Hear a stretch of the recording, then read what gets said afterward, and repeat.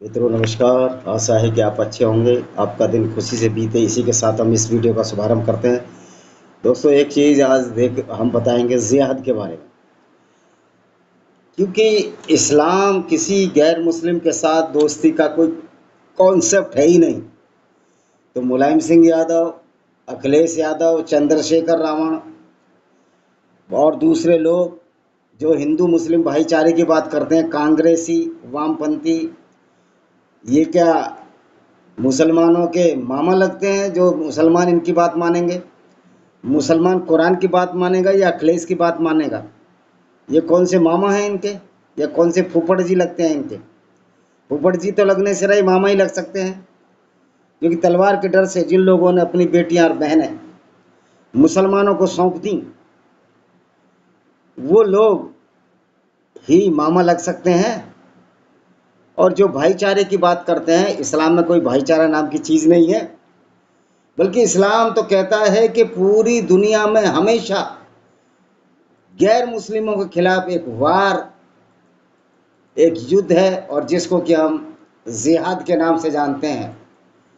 और यहाँ देखिए, ये एक किताब है, किताब अल जियाद वल शियार, जिहाद और अभियान की पुस्तक है। इसमें किस तरह से झूठ बोला गया है इस्लामिक विद्वानों द्वारा। वैसे इस्लाम में विद्वान तो होते ही नहीं, मूर्ख ही होते हैं। तो इस्लामिक मूर्खों द्वारा किस तरह से जिहाद के बारे में झूठ बोला गया, तो इनकी कुछ पंक्तियां पढ़ते हैं। जिहाद शब्द क्रिया ज़्यादा से लिया गया है, जिसका अर्थ है खुद को झोंक देना। इस प्रकार शाब्दिक रूप से जिहाद का अर्थ है परिश्रम, प्रयास करना, लेकिन न्यायिक धार्मिक अर्थ में इसका अर्थ है अल्लाह के मार्ग में अपनी क्षमता के अनुसार अपनी शक्ति प्रयोग करना।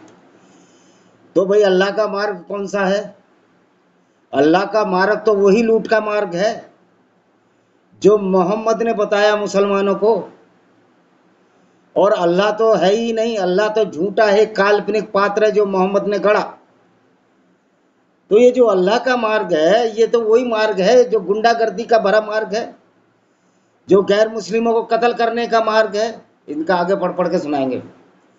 यही कारण है जिहाद शब्द का इस्तेमाल पवित्र कुरान में कूद शब्द के विपरीत शब्द के रूप में दिया। पवित्र कुरान, वैसे तो कुरान पवित्र हो ही नहीं सकती।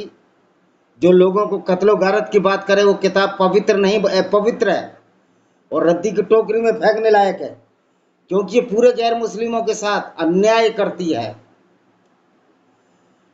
तो ये क्या है, देखिए अब ये क्या बोल रहा है, इसको पढ़ूंगा, इनकी ऐसी तैसी मैं करूंगा। यह एक इस प्रकार इस्लाम में जिहाद गैर मुसलमानों के खिलाफ अंधाधुंध हिंसा का कार्य नहीं है। यह एक सर्वांगीण संघर्ष का नाम है, जिसे एक मुसलमान को बुराई के खिलाफ शुरू करना चाहिए। देखिए यहाँ कितना झूठ बोला गया है। जिहाद दो तरह का है, एक है जिहाद अकबर, जिसमें अपनी आत्मा को शुद्ध करना है, और एक है जिहाद असगर, छोटा जिहाद, जिसमें गैर मुस्लिमों को कत्ल करना है। तो ये अपनी आत्मा को शुद्ध कैसे करोगे?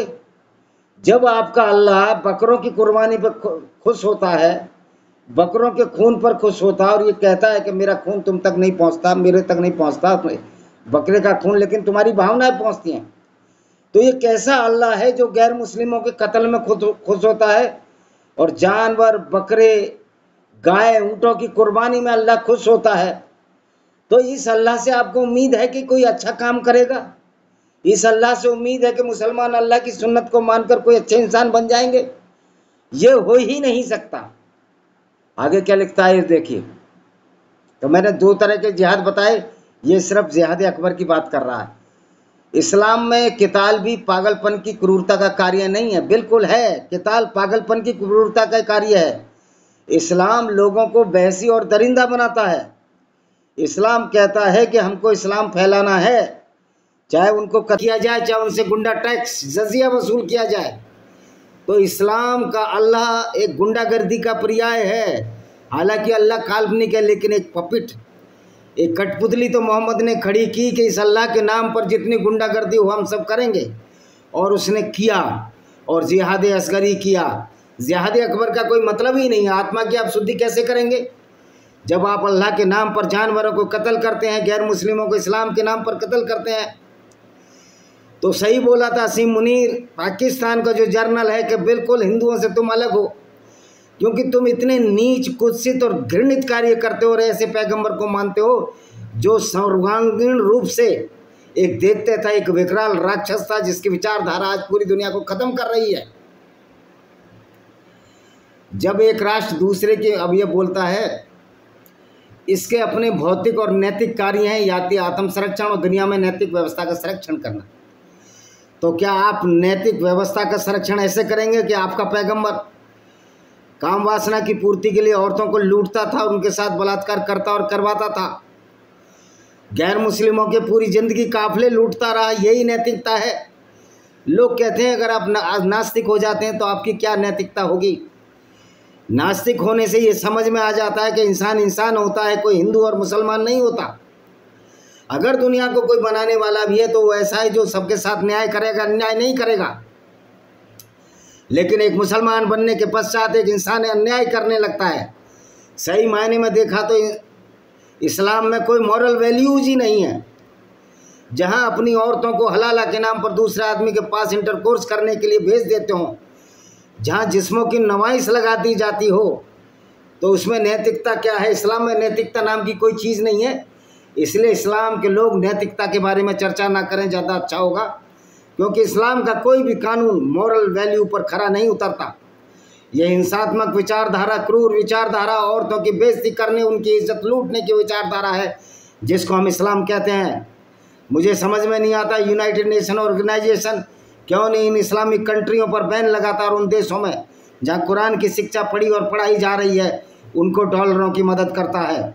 क्या यूनाइटेड नेशन ये साबित करना चाहता है कि हम ऐसे लोगों को डॉलर दे रहे हैं, भीख में डॉलर दे रहे हैं कि जो बाद में इस्लाम की विचारधारा को मानेंगे, खाएंगे पिएंगे, ताकत होगी, हथियार इकट्ठा करेंगे और फिर गैर मुस्लिमों को कत्ल करने चलेंगे, जैसे कि इनका पैगंबर मोहम्मद करता था। आगे क्या लिखता है? इस्लाम में कितल किसी भी पागलपन, क्रूरता का कार्य नहीं है। पागलपन ही है इस्लाम, तो टोटल पागलपन है। एक मुसलमान पर खुद की और उन सभी की रक्षा करने की जिम्मेदारी होती है जो उसकी सुरक्षा चाहते हैं। तो मुसलमान की रक्षा की जिम्मेदारी सिर्फ मुसलमानों की है, क्योंकि मुसलमानों के लिए तो कर्तव्य है कि गैर मुस्लिमों को कत्ल करें, उनकी औरतों को बाजारों में बेचें, लूटें, उनके साथ बलात्कार करें, और औरतों को किडनैप करने के पश्चात कोई रजामंदी की जरूरत नहीं थी। जो कैसे कल मैंने बताया, औरतों को लूटते थे और उनके साथ बलात्कार करते थे। तो ये लोग क्या नैतिकता की लड़ाई लड़ेंगे? सबसे बड़ी अनैतिकता जो इस्लाम में है, सबसे बड़ी गुंडागर्दी मानवता के खिलाफ है, वो तो इस्लाम में है। तो ये नैतिकता की बात करते हैं, इनके मुंह से अच्छी नहीं लगती और उन लोगों के मुंह से भी अच्छी नहीं लगती। तो अब ये देखिए, इनकी एक आयत है, जिन लोगों से युद्ध किया उनके लिए अनुमति है, क्योंकि उन पर अत्याचार किया गया है।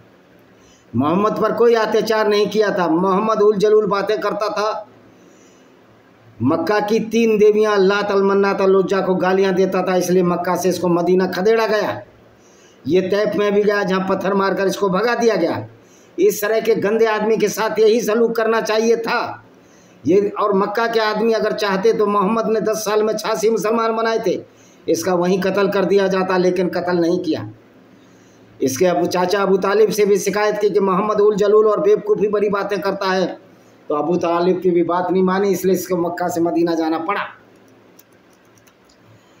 तो अत्याचार सबसे ज़्यादा तो इस्लाम करता है, और वास्तव में ईश्वर उसकी सहायता के लिए अधिक शक्ति अल्लाह। अब अल्लाह का मतलब ये ईश्वर है, जबकि ईश्वर और अल्लाह अलग अलग हैं, लेकिन ये अनुवाद इस तरह करते हैं जिससे इस्लाम को सही साबित किया जा सके। भाई ये गुंडागर्दी अब चलने वाली नहीं है।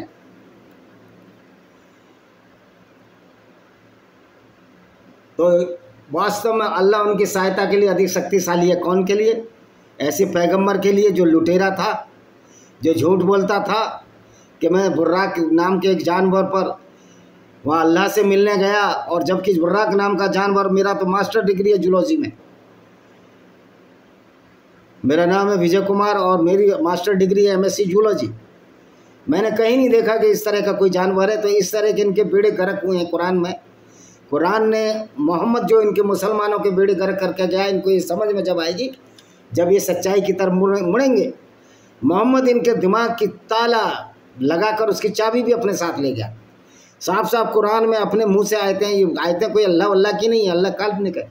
एक आयत है अकल में कि ईमान में अकल का दखल नहीं है, यानी मूर्खों के लिए मूर्खों किताब और मूर्खों द्वारा पालन करने की बात है।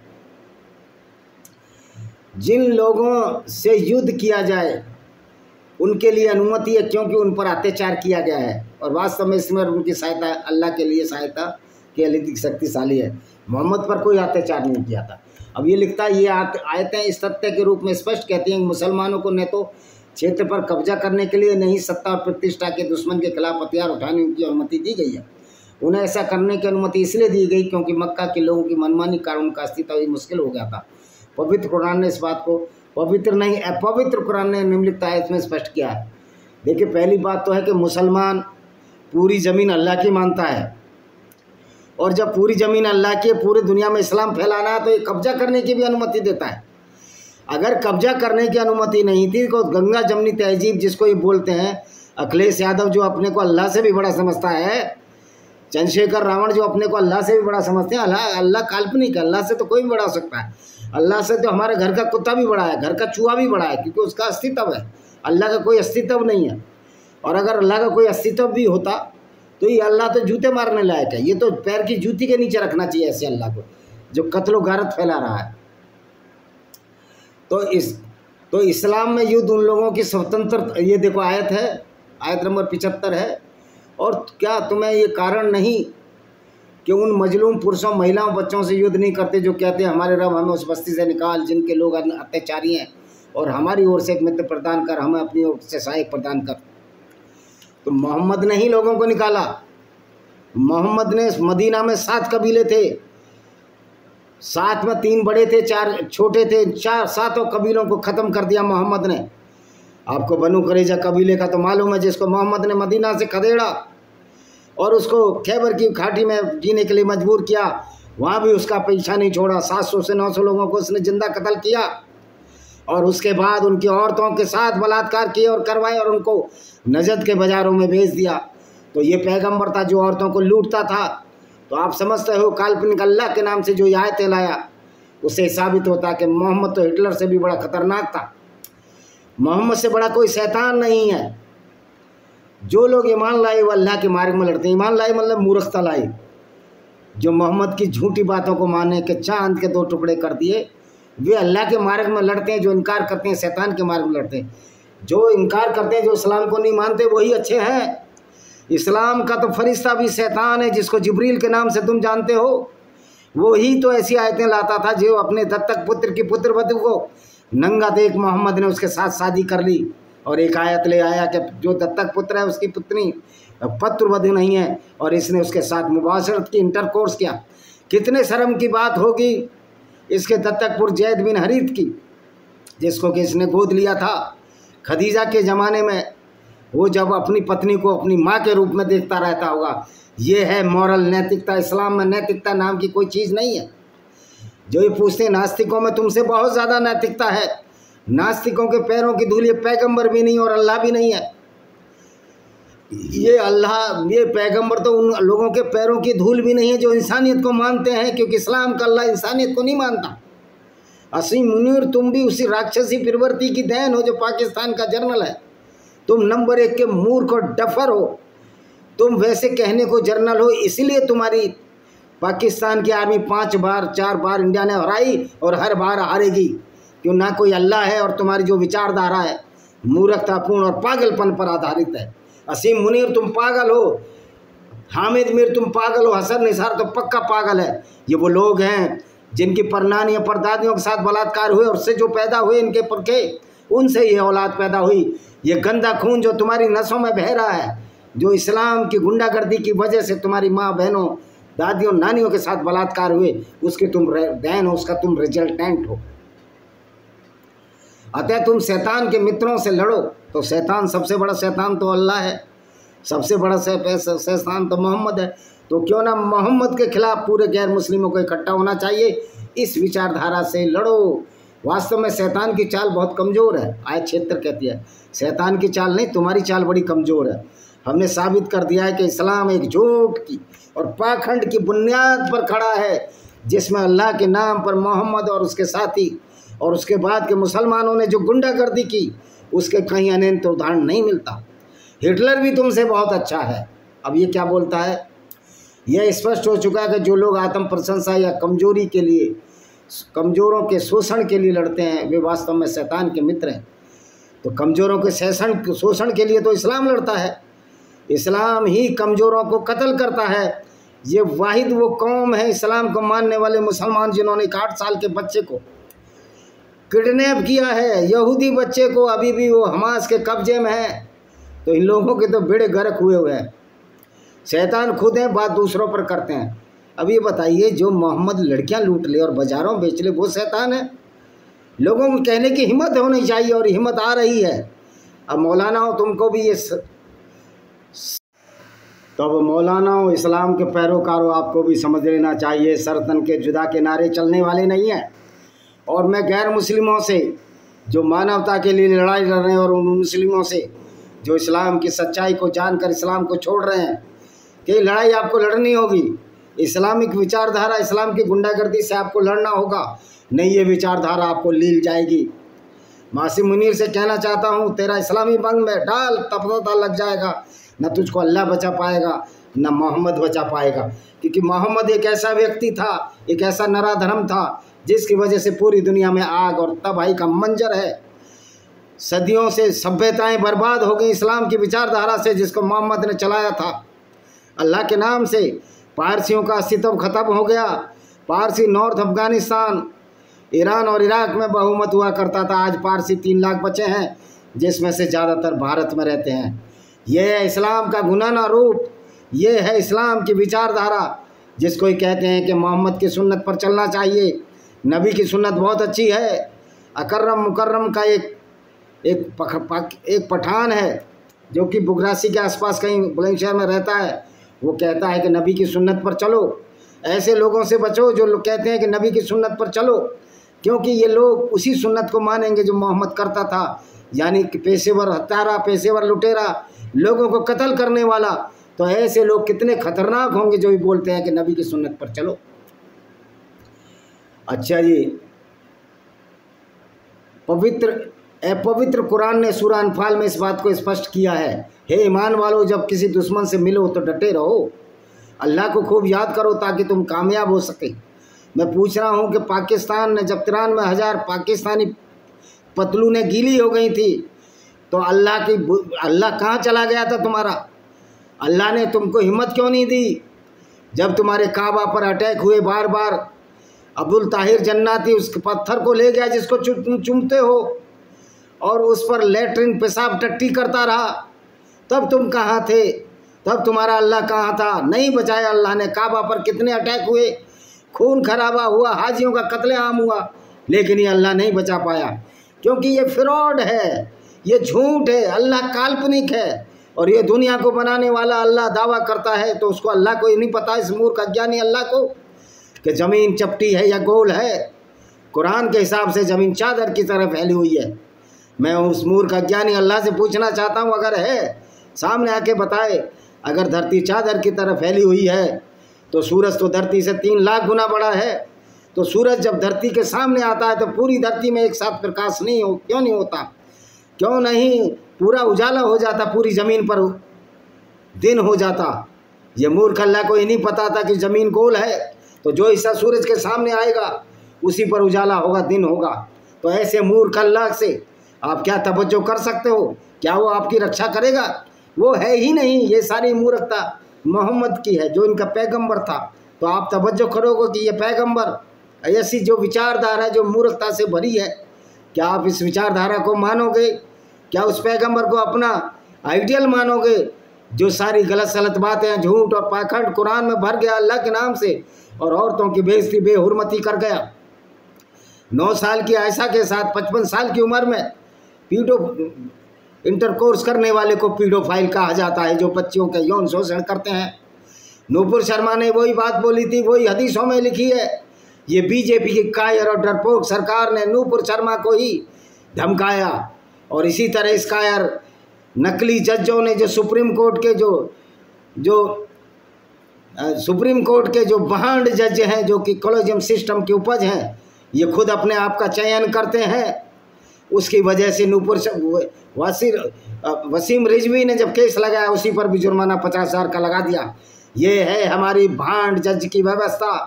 भारत सरकार पता नहीं क्यों इन जजों से डर जाती है। आपके पास आर्मी है, आपके पास पुलिस है, आपके पास पूरे IAS है, IPS है। ऐसे जजों को अरेस्ट करो। क्यों नहीं उस जज को अरेस्ट करते जिस पर 15 करोड़ रुपया मिला? लेकिन तो अगर ये काम चालू रहेगा तो भारत की पब्लिक को सड़कों पर निकलना पड़ेगा। इन सुप्रीम कोर्ट के जजों को खदेड़ खदेड़ कर बताना पड़ेगा तुम्हारी औकात नहीं जो हमारे फैसले कर सको। अब आते हैं हम मूल विषय पर। तो सूरा ए ईमान वालों, जब किसी दुश्मन से मिलो डटे रहो, खूब याद करो ताकि तुम कामयाब हो, और अल्लाह उसके रसूल की आज्ञा मानो। हाँ, रसूल की आज्ञा मानोगे तो फ़ायदा है। लूट करोगे, औरतों को लूटोगे, तो मोहम्मद तो यही करता है। और बिना किसी विवाद के गिर पड़ो, कहीं ऐसा ना हो तुम लड़खड़ा जाओ और तुम्हारी ताकत ख़त्म हो जाए। तुम्हारी ताकत अब ख़त्म हो चुकी है। अल्लाह का चिराग बुझ चुका है, मोहम्मद का चिराग बुझ चुका है। क्योंकि ये चिराग नहीं था, ये ऐसा अंधेरा था जो पूरी दुनिया को बर्बाद करने के लिए आया। ये व्यक्ति ऐसा था जिसने पूरी दुनिया को तहस नहस कर दिया, और दुष्चरित्रता को चरित्र के आयाम दिए, क्रूरता को रहमत का आयाम दिया। यानी सारी दुनिया को उल्ट पुल्ट खुर्द बुर्द करने वाला ये आदमी दुनिया का रहनुमा कैसे हो सकता है? कैसे ये पैगंबर किसी का हो सकता है? और सारी चोरी यहूदियों की धर्म पुस्तक से करने वाला व्यक्ति जो सारे उनके पैगंबर भी चुरा लिए, ये किस तरह से एक अच्छा व्यक्ति हो सकता है? ये अच्छा व्यक्ति तो क्या, ये साधारण से साधारण व्यक्ति से भी दुष्ट प्रकृति का और नीच है। और बिना किसी विवाद के गिर पड़ा तो ये हो गया। यहाँ मुसलमानों को युद्ध के 5 सिद्धांतों का पालन करने के लिए कहा, शत्रु के सामने अडिग रहो, यानी भागो नहीं। लेकिन मोहम्मद खुद भाग गया। जब उहद की लड़ाई में मोहम्मद का दांत तोड़ दिया गया तो मोहम्मद मुर्दों के बीच में छिप गया, और जब मुर्दों के बीच में छिप गया तो उसकी 2 आंखें देखी उसके साथियों ने, तो कहा मोहम्मद जिंदा है, नहीं तो लोगों ने समझा था ये मर गया। और मज़े की बात, इस मोहम्मद ने अपने एक साथी का, इस रसूल ने वो बख्तरबंद मांगा। क्या तुम अपने रसूल के लिए बख्तरबंद नहीं दे सकते? जिसने डबल बख्तरबंद पैदा किया वो बेचारा मर गया। तो ऐसा जो स्वार्थी हो वो दुनिया को क्या दे सकता है? दुनिया को क्या निजाम दे सकता है? मोहम्मद ये कुछ नहीं दे सकता। अल्लाह की मदद पर पूरा भरोसा रखो और खूब याद करो। देखिए, अल्लाह की मदद तो जब भी नहीं आई जब मोहम्मद का दांत टूटा उहद की लड़ाई में। अल्लाह की मदद जब भी नहीं आई जब काबा पर अटैक हुआ। अल्लाह की मदद जब भी नहीं आई जब 93,000 पाकिस्तानी इस्लामिक फ़ौज की भारतीयों ने 3,000 लोग थे पतलूनें गीली कर दी। और अभी भी इस्लाम की पतलूनें गीली करते रहेंगे हम गैर मुस्लिम लोग, और हम ऐसे लोग जो इंसानियत के लिए लड़ाई लड़ रहे हैं। अल्लाह की मौत तो जब भी नहीं आई, अल्लाह की मदद तो जब भी नहीं, जब हमास के लोगों को चुन चुन कर मारा गया।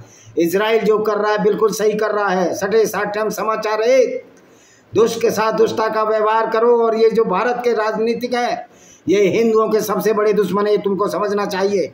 ये अपने को अल्लाह का अब्बू समझते हैं। अखिलेश यादव, मुलायम सिंह यादव तो मर गया, राम गोपाल यादव, इनको मालूम नहीं कुरान की, इनको ABCD नहीं आती। और मैं इन पत्रकारों जो चैनल पर बुला लेते हो, इन मूर्खों को बुलाते हो। जिन मूर्खों को न कुरान की ABCD आती है, उन मूर्ख मौलानाओं को बुलाते हो जो झूठ बोलते हैं इस्लाम को बचाने के चक्कर में।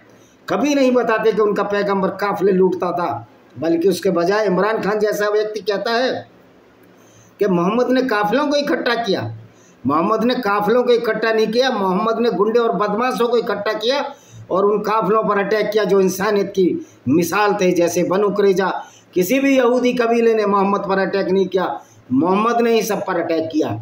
तो ये है मोहम्मद का व्यवहार और दुष्चरित्र जो पूरी दुनिया के लिए कोई नज़ीर तो हो ही नहीं सकता, बल्कि इस इस्लाम के खिलाफ, इस विचारधारा के खिलाफ हमको एक नज़ीर पेश करनी है, एक उदाहरण पेश करना है कि इस गुंडागर्दी को अब आगे चलना नहीं दिया जाएगा। ये हमको प्रण लेना पड़ेगा, नहीं तो हमारे आगे आने वाली पीढ़ियों की हिंदू माताएं बहनें, जैन बुद्ध सिख जितने भी गैर मुस्लिम ईसाई यहूदी, सबकी माताओं बहनों की इज्जत सरेआम लूटी जाएगी। क्योंकि इस्लाम गैर मुस्लिमों की औरतों की इज्जत लूटने को कहता है। इस्लाम गैर मुस्लिमों तो छोड़ो, जब अपनी ही औरतों की इज्जत लुटवा देते हैं हलाला के नाम पर, तो इनसे क्या आप उम्मीद कर सकते हैं। लड़ाई में अपने सामने मौजूद महान उद्देश्य के लिए पूरी तरह जागरूक रहो। महान उद्देश्य क्या है कि पूरी दुनिया को लूटना, उनकी औरतों को लूटना, उनके साथ बलात्कार करना, उनके काफिले लूटना, उनके दल दौलत लूटना। जैसे भारत में वक्फ बोर्ड के नाम पर इस्लामिक गुंडागर्दी चलती आ रही है, और ये इस्लामिक गुंडे जगह जगह, बंगाल हो यहाँ हो, सब जगह सड़कों पर प्रदर्शन कर रहे हैं। और बंगाल में क्या बुरा हाल है। मैं हिंदुओं का आह्वान करना चाहता हूँ, 73% लोग हो, ममता बनर्जी की औकात नहीं हो तुम्हारे सामने खड़ी हो सके, निकल पड़ो अपनी ताकत के और दल बल के इंसान पर। अगर सरकार और सत्ता आपकी सुरक्षा नहीं कर सकती तो कोई नहीं कर सकता, फिर आपको अपनी सुरक्षा करनी होगी। इस बात को आज गांठ बांध लो, वरना तो आपकी पीढ़ियां खत्म हो जाएंगी। मैं नक्सलियों से भी कहना चाहता हूं कि बजाय हिंदुस्तान के खिलाफ युद्ध करने के, आप इस इस्लामिक गुंडागर्दी, इस विचारधारा के खिलाफ युद्ध करो जो पूरी दुनिया को बर्बाद करने में तुली हुई है। हमारे भारतीय सैनिकों को, भारतीय आरपीएफ के लोगों को मारकर आपको क्या मिलने वाला है, पुलिस को आपको क्या मिलने वाला है, वो आपके भाई हैं। हाँ, अगर आप कम्युनिस्ट हो तो आप जिहादियों से भी खतरनाक हो। इसलिए कम्युनिज्म और जिहाद का रास्ता छोड़कर आप भारत की मूल धारा में आइए और इन इस्लामिक गुंडों का सफाया करिए जो आए दिन हिंदुओं की, जैनों, बौद्ध, सिख और यहूदियों की और ईसाइयों की बहन बेटियों को लूट रहे हैं, उनकी इज्जतें लूट रहे हैं। अपने व्यवहार रवैये में घमंड और सेकी बघारे नहीं, सारी सेकी तो यही बगाते हैं। झूठ, जो झूठा होता है वही सेकी बगाड़ता है। मोहम्मद भी सेकी बगाड़ता था, झूठ बोलता था। मैं वहाँ गया, उस मस्जिद में नमाज पढ़ी। कौन सी मस्जिद में? जब बैतुल मुकद्दस